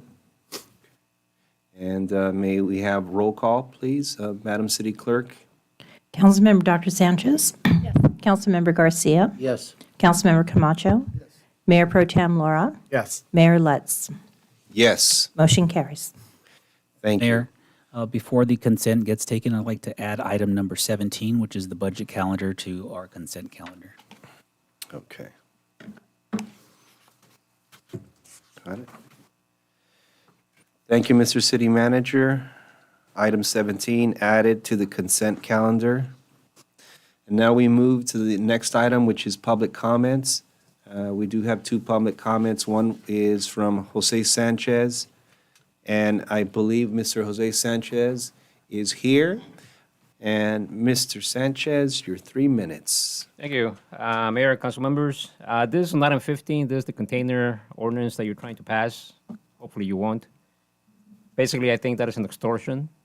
I don't see how you can force a private resident who does his own work, his DIY remodeling, his home, to be forced or obligated to procure a loaner or a rented container from a company of the choice of the city, or that the city has essentially allowed itself to be used to extort a resident to procure from them. You have companies like from Amazon, for example. You have Home Depot. They also rent containers or dumpsters. Those are the ones that you rent for $40-$30. Lay it out. They're kind of like canvas. You lay it out, put all your demo work or demo products in there, demolition products. Call them up. They'll come up and lift it up and take it away. This particular ordinance basically tells a resident that you can't do that. You have to either get a contractor, or if it does have a NASA logo on it, laying on their own private yard, the city will come over and give them a fine, pull it away potentially, or take it away, and then fine them additional money for disposing of it or sending it back to whoever rented it. I think this particular ordinance is just a way to twist the arms of residents to procure from NASA exclusively, a private resident. No contract with them at all. The city has a contract with NASA. Private resident doesn't. So I don't see how the city can impose its will on the resident to procure from NASA exclusively. I think this is just an extortion gimmick, and it should be rejected. Thank you. Thank you, Mr. Sanchez. And next, we have public comment from Lauren Talbot with the library updates. Good evening, Honorable Mayor and members of the City Council. My name is Lauren Talbot, and I'm the Community Library Manager at Pico Rivera Library and Rivera Library. We have some great programs coming up at the library in February. LA County Public Health will be hosting a free vaccine clinic at the Rivera Library on Monday, February 6th from 1:30 to 4:30 p.m. They will be offering flu vaccines, COVID vaccines, and boosters for those ages 6 months and older. No health insurance is required, and walk-ins are welcome. On Wednesday, February 8th at 4 p.m. at the Pico Rivera Library, Ina, the Sunshine Storyteller, will share her family history about being pioneers who helped build the oldest Black-owned town west of the Mississippi. Free COVID-19 rapid tests are available for pickup at both the Pico Rivera Library and the Rivera Library during our hours of operation. Thank you. Thank you, Ms. Talbot. That completes our public comment section. We're moving on now to the consent calendar items. And the consent calendar items are items 3 through 14. And now has been amended to add item number 17. Do we have any items that are required to be pulled by the council? I don't want to pull, but I would like to comment on our veterans commissioners. I do have our commissioner, I'd like to welcome Bobby Tanner. She's here in the audience, so thank you for enduring our first meeting, and we have a lot more work to be done. So thank you for coming in. Likewise, thank you, soon-to-be Commissioner. Tanner for the Veterans Commission. Yeah, absolutely. Okay, now do we have a motion to approve consent calendar items 3 through 14 amended, including number 17? Yes, so move. Second. Okay, Madam City Clerk, can we have roll call, please? Councilmember Dr. Sanchez, Yes. Councilmember Garcia, Yes. Councilmember Camacho, Yes. Mayor Pro Tem Laura, Yes. Mayor Lutz. Yes. Motion carries. Thank you. Now moving on to our regular agenda items. Item 15, introduction and first reading of removal of unauthorized containers, provisions, and procedures ordinance. Mr. City Manager, do we have? Yes, just to go back, Councilmember Laura pointed out that this is something that we are lacking in the city, the authority to remove containers. Currently, our code enforcement will go out there, will notify either a commercial or residential customer that it has to be removed. Sometimes it's a warning. By the time they get back, that container has been filled and removed. The city loses franchise fees, but more importantly, I think one of the issues that was brought up, there's recycling credits that we get for diverting the construction debris, and that is an important component of why we need to get properly credit for those diversion rates, or else we get fined. So again, this helps us meet those diversion rates that are desperately needed to meet those state mandates. Thank you, Mr. City Manager. Do we have a motion to approve? I'd like to make the motion that we approve this item. A second. And that was seconded by Second, Mr. Mayor. Councilmember Garcia. Okay. And may we have roll call, Madam City Clerk? Councilmember Dr. Sanchez, Yes. Councilmember Garcia, Yes. Councilmember Camacho, Yes. Mayor Pro Tem Laura, Yes. Mayor Lutz. Yes. Motion carries. And moving on to item 16, our annual comprehensive financial report, fiscal year ending June 30th, 2022, and fiscal year ending 2021 to 22 general fund year-end results. And I believe we all have a packet on our desk here. Mr. City Manager? Yes, Mayor, City Council, we do have a presentation if the council would like to hear it. Quick overview. Consensus is quick overview. Give us your highlight. Jane? Well, just a verbal and Yeah. no presentation. We have it in front of us here. So Jane and I are going to share this one because, it's important for us to talk about what this annual comprehensive financial report means, not only the fiscal health of the city, but all of the important accomplishments that have been, actually completed that is a part of this number. So usually when we prepare the staff report, we include, 2 or 3 paragraphs on all the accomplishments. As Desiree, took it, under her work, she saw that this has just ballooned into something that we had to put into a booklet for all of the community members and council to review. And these accomplishments were essentially put together with the idea of how it tied into our strategic plan, our strategic vision, mission, vision, values, and how it's getting closer to meeting some of those goals, ambitious goals that are set forth by the council and team. So with that, I'll let Jane give an overview of the financial results. Okay, thank you very much. So I just want to thank the team one more time because they worked tirelessly to go through the audit process. So the city, the financial statements were audited by Clifton Larson Allen, an independent CPA firm, and the city received an unqualified opinion. In other words, it's a clean opinion, which means that the financial statements were prepared and presented fairly and accurately.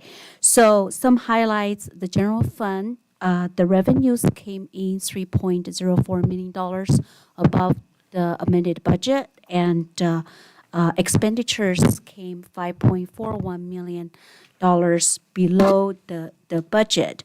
So fiscal year 21-22 was a very good year.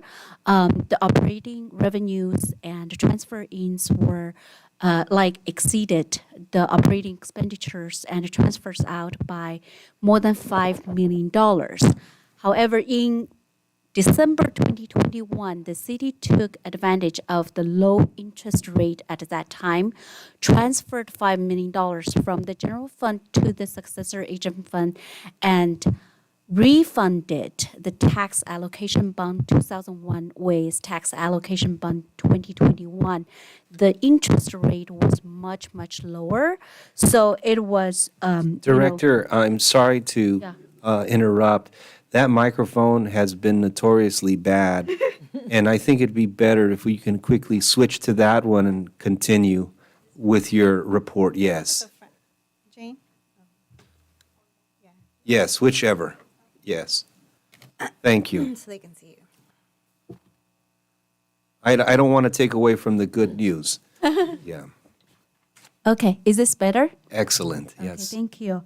So, the refunding was such a good thing because it will help the successor agency to wind down 8 years earlier and save the city more than $10 million in debt payments and sales tax pledges.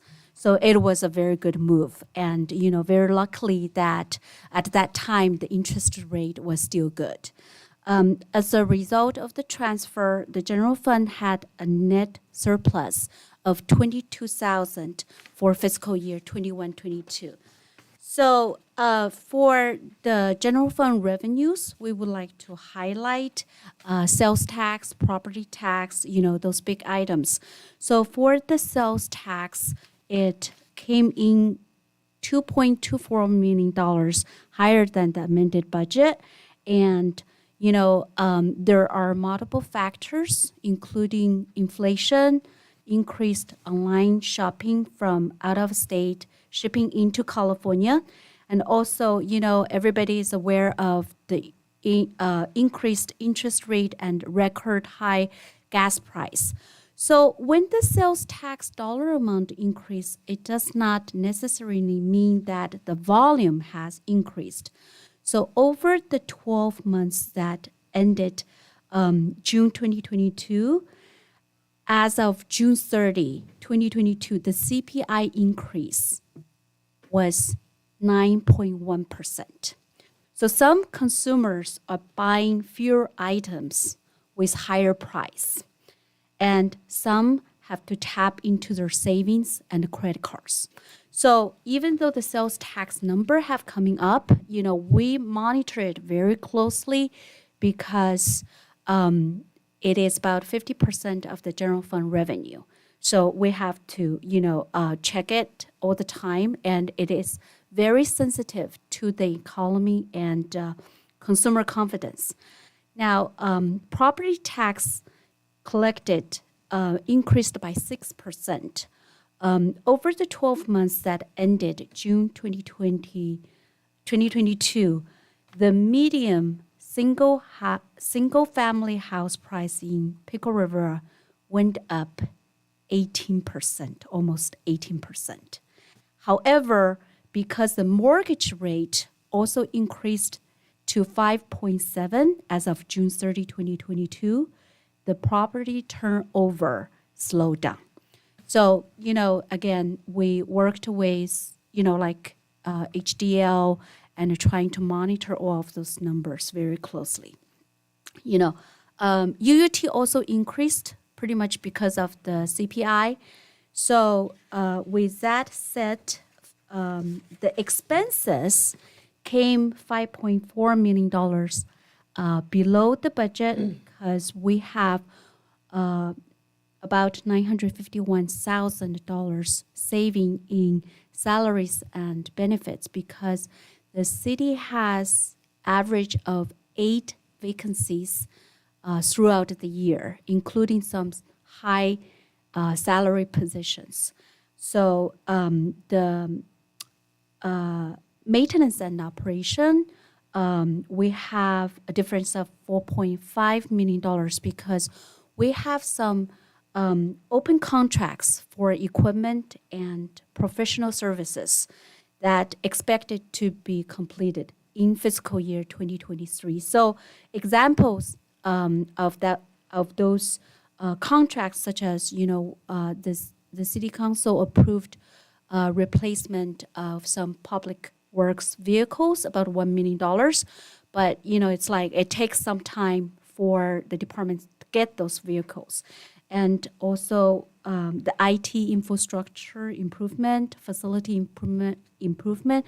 So we have projects in the pipeline and carried over into 2023. So, for the expenditures, every single department actual expenditures came under the budget. And, same reason. We have vacancies across different departments, and we have open contracts and, carried over into fiscal year 2023 from every department. And, the general fund balance increased by the 22,190 surplus. So the ending balance is about $73.2 million. Now, it has components such as, non-spendable of $26 million, the committed balance, that is the 50% general, we have $24.5 million to meet the 50% general fund revenue target based on the reserve fund balance policy adopted by the City Council. So we also restricted $1.2 million for the pension contribution and $14.9 million assigned for, items that we bring to you at every budget adoption. So the city has about unassigned fund balance about $6.46 million. And as discussed in the agenda report, we're seeking your approval to transfer about $88,000 to cover some negative fund balances. So we also want to touch on some of the other funds known as enterprise funds. So those funds have to be self-sustaining, including water operation, prime golf course, and sports arena. So water operation has 2.89 net income, pretty much because, primarily because of the CIP project in water funds that are carried into fiscal year 2023. Now, Prime has a net income of $800,000 as the city proactively procured clean energy contracts and setting rates accordingly. So for golf course has operation loss of $400,000. There are two major factors.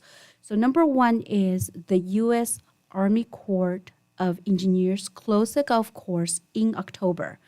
When the course was reopened in November, the course size was reduced. Number two, as the pandemic restriction lifted, some customers went back to other activities, so there were less demand of golf play.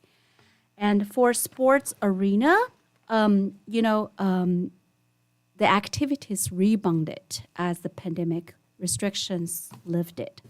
As a result, and the City Council approved $102,000 debt forgiveness.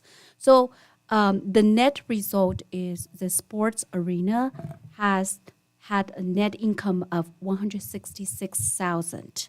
So we see that events held at the sports arena had gradually increased and approaching pre-pandemic level. So that concludes our presentation. We had two recommended actions. Number one, receive and file the annual comprehensive financial report for fiscal year ending June 30, 2022. Number two, approve budget transfer about $88,000 to cover some negative fund balance. So that concludes our presentation. And if you have any question, we're more than happy to answer them.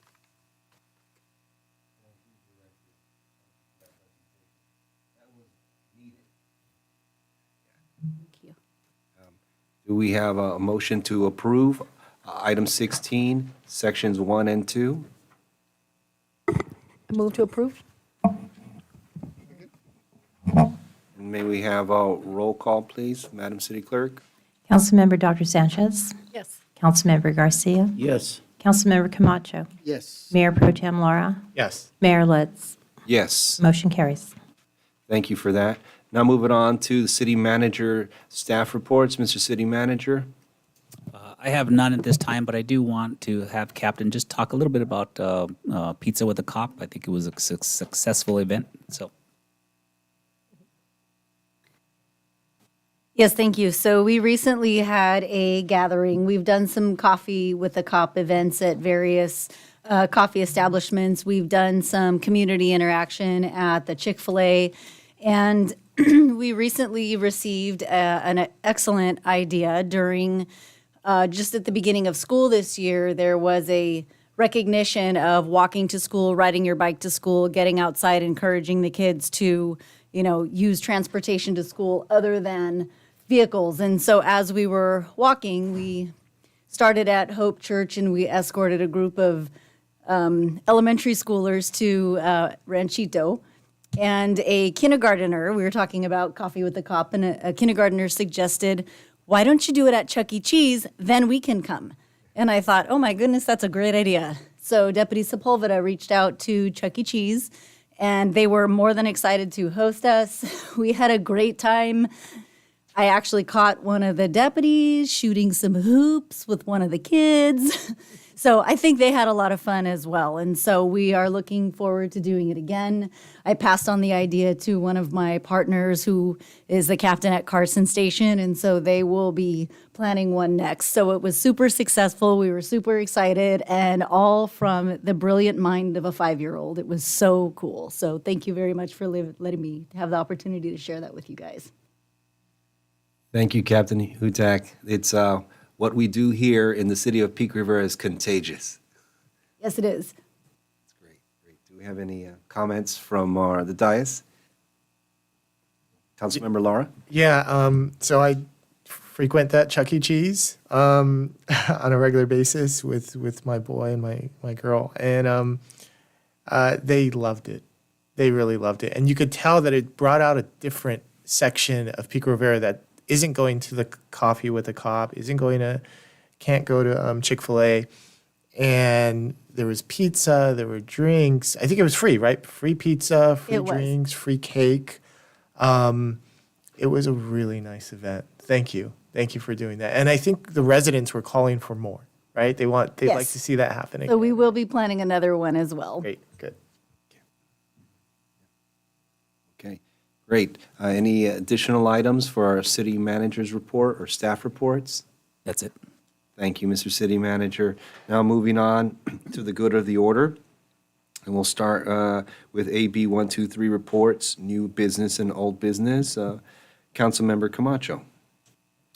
I have nothing. Oh, actually, I do have something to report. As a matter of fact, and I'm sure we'll all mention it, but I attended the California Contract Cities Association legislative tour a couple weeks ago with my colleagues, I was happy to have all of us join and be in Sacramento to talk to our legislators, not only to educate ourselves on what's happening out there with the legislation, but also meet with the legislators and had some requests as far as some additional funding.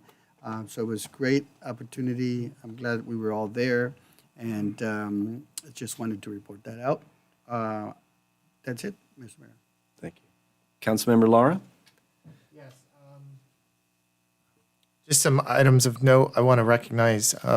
Evidently, the Pico Rivera Donnas scored 3 national championships in Las Vegas. So I'm very happy for them, very proud of them. They bring notoriety to our city and what they've accomplished, and I'm sure they'll be up here in the dais, and we want to recognize that in due time. Thank you once again for Pizza with the Cop.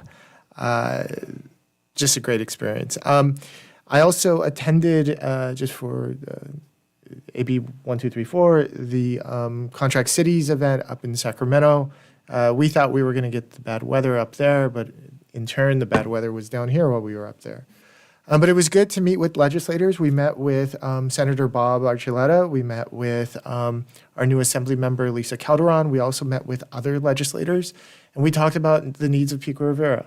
We realized that there is a budget deficit this year, so pulling money will probably be difficult for projects, but we want to look at language. If there's going to be a bond that's floated, whether it's parks or water, we want to make sure that our unique identity and the issues that we're dealing with, like losing 50% of our park space, we think that those communities losing such park space should go at the top of the line, and any type of bond that's passed down. We also talked about mass transit and ways in which we can improve our city. It was great because every single council member was up there. Just want to recognize Jesus Garcia, our legislative analyst. He was amazing. He knew, he knew all the technical details. And that's important when you have someone in the room like that. I know that all the legislators were just very impressed that we were there. We were sitting in their office. We had a united front.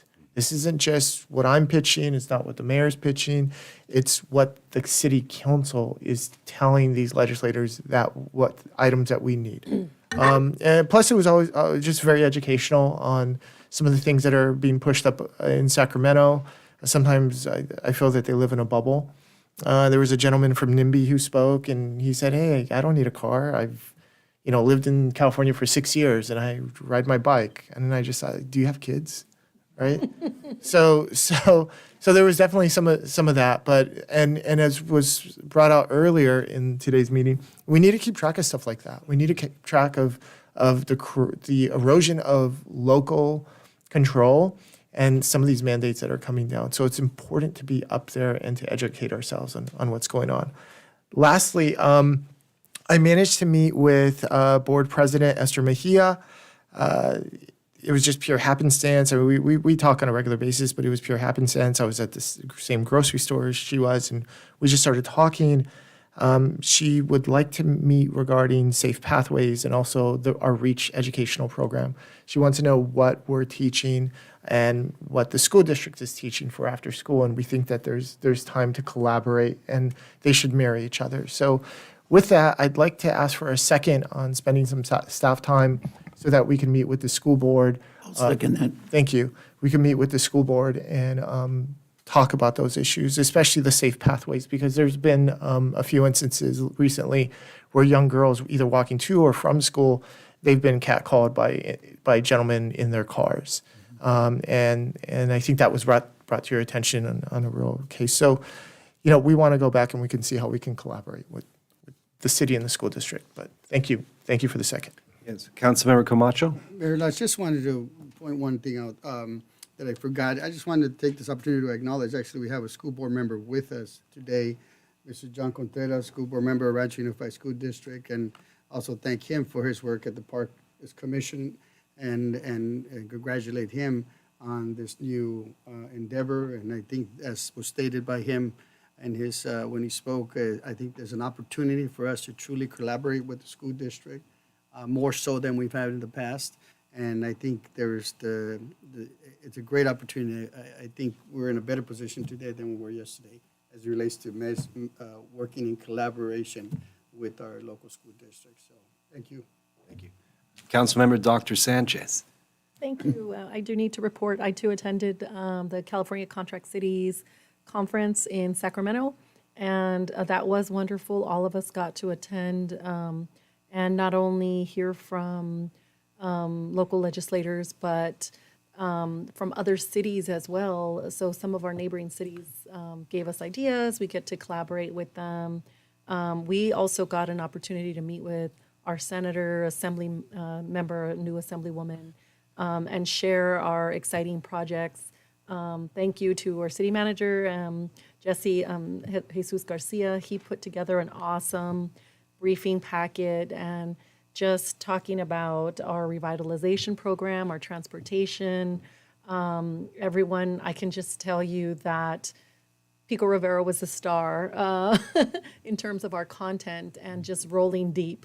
What everybody told us is all of us rolling in, united and sharing, excited about our projects, our funding and things that we're doing. So I think it was recognized at a state level, the great things that we're doing here and really highlighted what our staff did. So I love, I want to say thank you to the staff for our fiscal accomplishments, as well as our briefing packet, as well as our annual financial report. I haven't read it all completely, but I appreciate this. It does come in handy when I'm trying to skim the numbers and remind myself of all of your updates. So I appreciate all of the hard work that you put into this.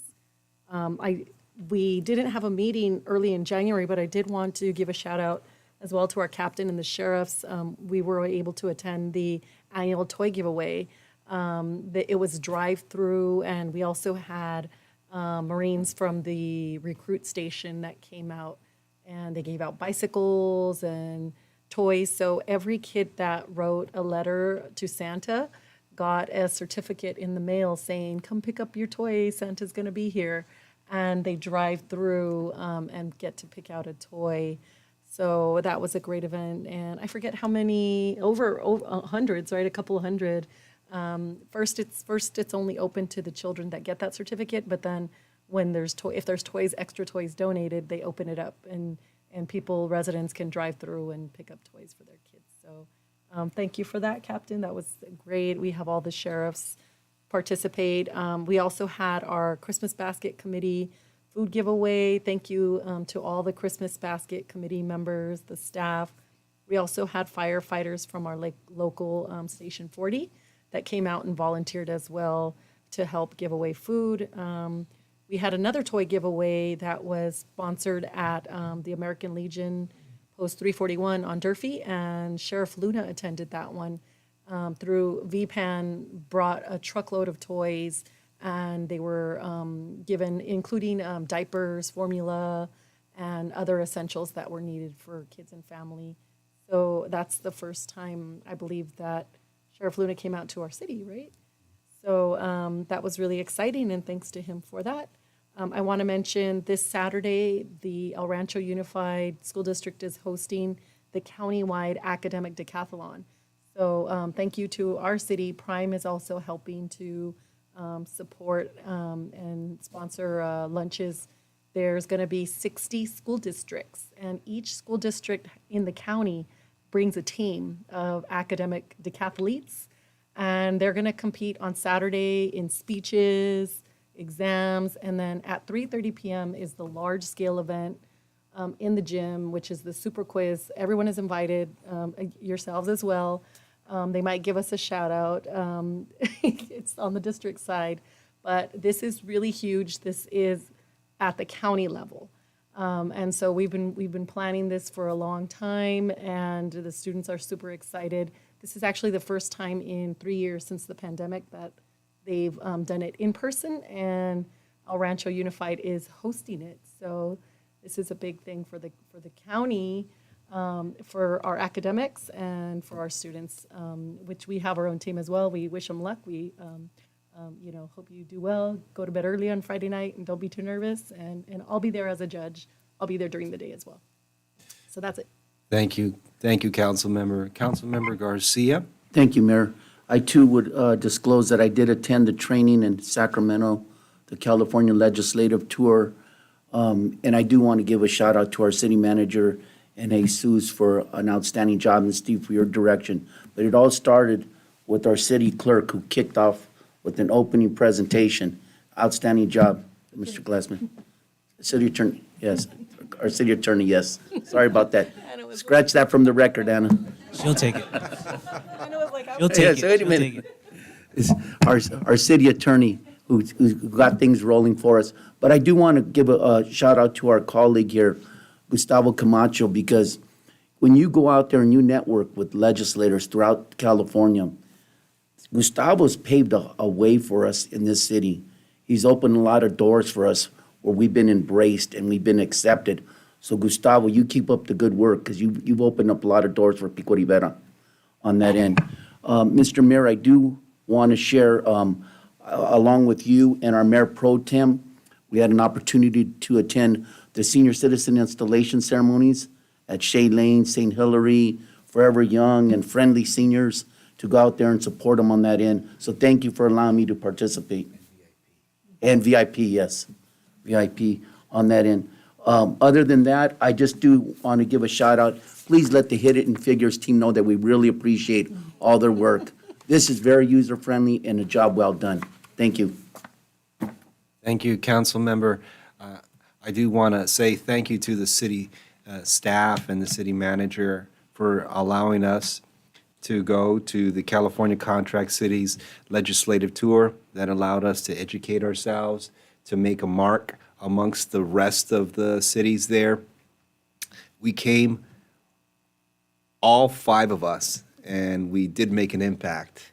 And with the inroads that Councilmember Camacho has made, it just made it a lot easier for us to get closer, to get additional funding in the upcoming years. So we did our homework, Pico Rivera. We went out there and we rallied to get additional funding for the community.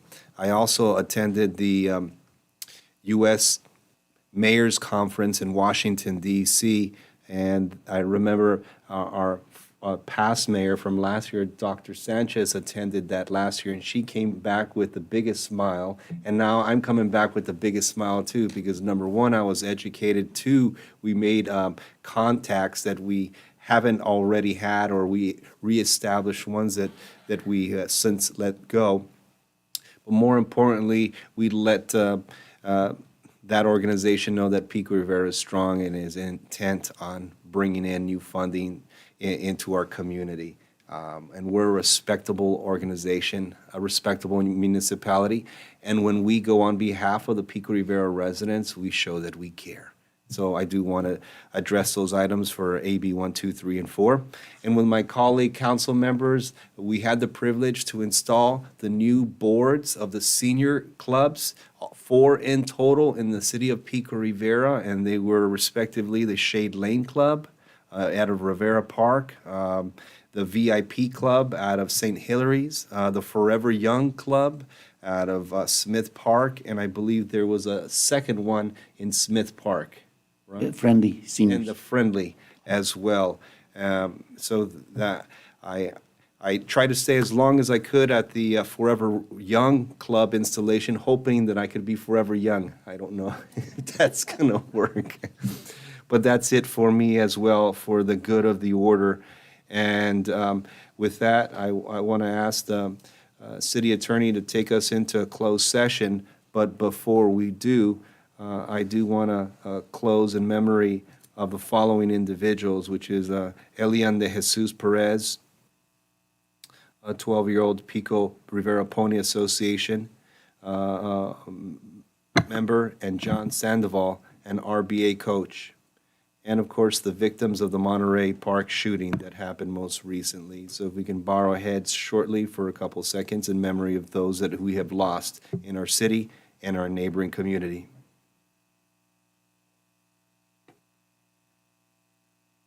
And with that, Mr. City Attorney, can you take us into closed session?